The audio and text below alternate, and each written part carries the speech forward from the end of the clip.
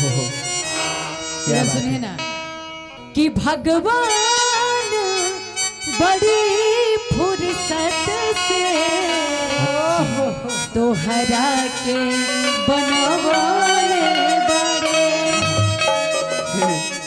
जब रउआ खातिर हमरा के भेजिए देले रहले हाँ तब वीडियो कॉल पर के रहल कहाँ वीडियो कॉल देखनी हमारा कुसुम रंग सड़िया रजत जी ए रजत जी पर वो समझला कि फिर हम रहुए से कहत रहे लेकिन वो ना समझनी ना तलक समझने सही बात है ना लेकिन रहुआ खातिर हम एक लाइन कहो कहीं दीपक भैया कि हमरे खातिर तोहरा के दुनिया में भेजवले हमरे खातिर तोहरा के क्या बात है भेजवले ए कि भगवान बड़ी फुर्सत से तोहरा के बनवाले अरे कि जब प्यार में दरार हो गई अच्छा तबे तक गुड्डू गुलजारवा के जिंदगी बेकार हो गई। हाँ जी। अरे कि जब प्यार में दरार हो गई हाँ। तबे तक गुड्डू गुलजारवा के जिंदगी बेकार हो गई। जब अलका जी हमरा खातिर हरियर सिग्नल देले रहनी ते पर दोसर गाड़ी कैसे पार हो गई। कुसुम रंग सड़िया राजा जी लेकिन हम रहुए से कहत नहीं हम ना समझी तो अलग बात बहुत। अरे कि ये रानी है महारानी नहीं अच्छा? मशीन है मगर जवानी नहीं। अरे कि ये रानी है महारानी नहीं अच्छा? मशीन है मगर जवानी नहीं। हमने तो डूब के इसके समुद्र में पता लगाया है कि ससुरा समुद्र है लेकिन पानी नहीं। लेकिन अंकेश भैया जब ये इतना कह दिले हमरा खातिर तो हम आज तोहरा संगे हम रोमांटिक ना हम सैड सॉन्ग गाना गाई आज सैडे सॉन्ग हुई गुड्डू गुलजार अलका यादव कल से यूट्यूब पर चढ़ी कि गुड्डू गुलजार ने अलका यादव को अलका यादव ने गुड्डू गुलजार को ये कहा ये अच्छा ना रहे।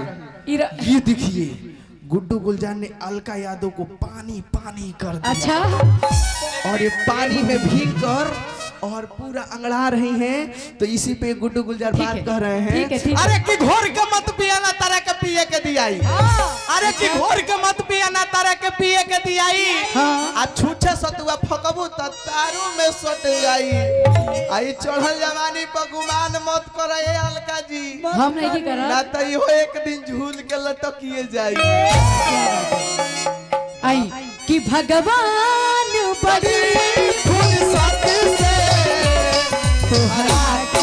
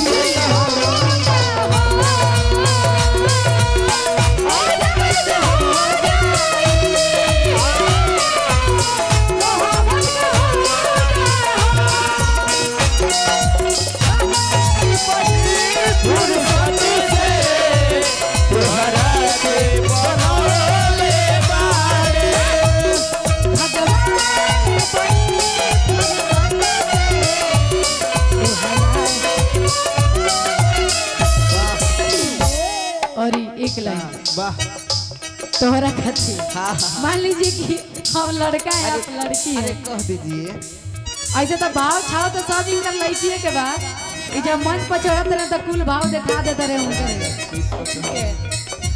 इधर देखिए हो कि उठावा तोहार जैसे आज भोर के किरनिया अखिया में प्यार के समाइल बा दुनिया। और ये सुनिए दीपक जी हुस्न के जादू अदा के मंतर तू पे चलौला पारे हुस्न के जादू अदा के मंतर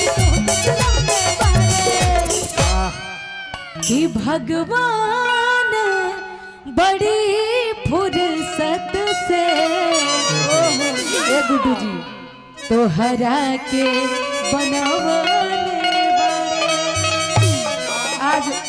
आज एगो मुस्कान जी से एगो बात हम बोली कि आज परपोज डे है हमरा तरफ से आई लव यू। हाँ आई लव यू 4 5 10 गो चली तब पहुंच गई है समझ गई। हाँ समझ गए ऐसे हम कहे नहीं। अरे कि हर धड़कन में एक राज होता है। अच्छा हर बात को बताने का एक अंदाज होता है। अच्छा अरे कि हर धड़कन में एक राज होता है हर बात को बताने का अंदाज होता है। अरे जब तक ठोकर ना लगे किसी की बेवफाई की हर किसी को अपने प्यार पे नाज होता है। क्या बात है कि हुस्न के जहां तू अदा के मंतर तू पे चलवले पाए हुस्न के